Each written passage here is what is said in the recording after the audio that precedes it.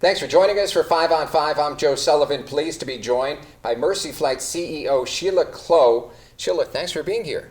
Well, thank you for having me. I appreciate the invitation.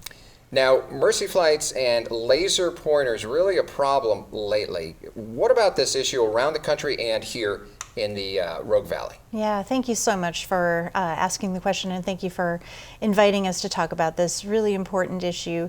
Mercy Flights, along with other air medical providers across Oregon and the Pacific Northwest, are trying to collaborate on raising the issue around laser pointers, particularly pointed at aircraft, because unfortunately the events are increasing and they're dangerous, they're illegal, and lives are at stake.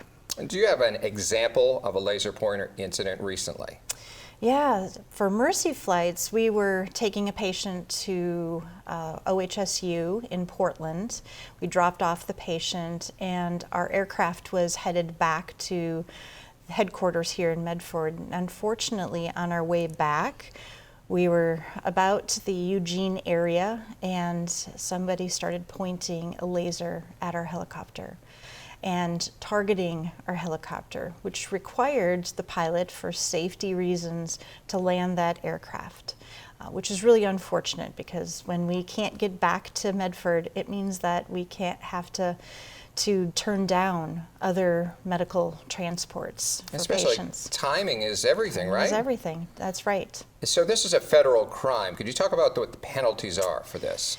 Yeah, targeting an aircraft with a laser is covered under the Federal Aviation Administration, better known as the FAA. And there are federal penalties for it, upwards of $11,000 per airstrike or laser strike.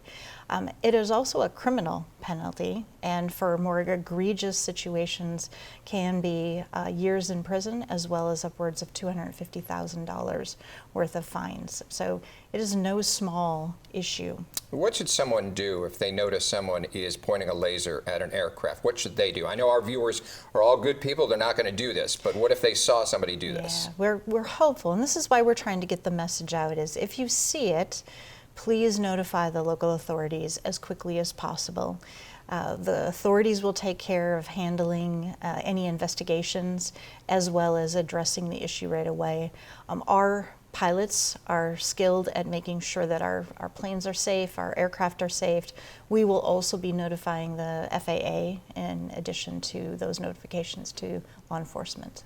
Okay, we're going to take a quick break and be right back with part 2 of our 5 on 5. Stay with us. I'm Joe Sullivan. Welcome back to part 2 of our 5 on 5 with Mercy Flight CEO Sheila Clough.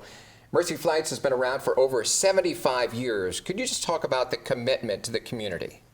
Oh, Mercy Flights, being here for 75 years, we're a not-for-profit air and ground ambulance company. We now also provide mobile integrated health care.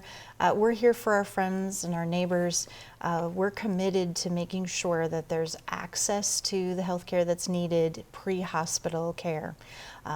We're excited that we've been here for that long, and we continue to look at how we can serve our community in different ways. The history is pretty impressive, how Mercy Flights started 75 years ago. Could you talk about that briefly? Yeah, George Milligan was an air traffic controller here at the Medford Airport.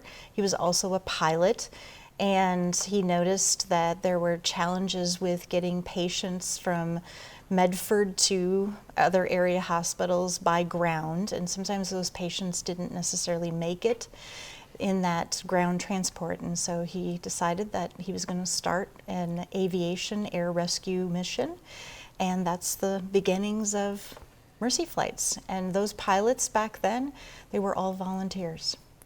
Wow, what a nice history right there. It's a commitment. We have about a minute left. Could you just talk about something that our viewers would like to know about that we've missed?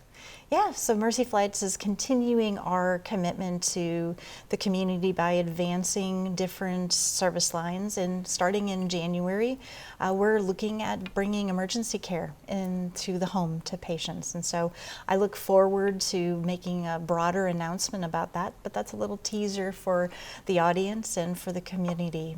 Just another way for us to serve the this community. For people who want to know more, where should they go? Go onto our website, www.mercyflights.com. Sounds good. Sheila, thanks for stopping by. Thank you so much. All right, stay with us. We'll be right back with more local news.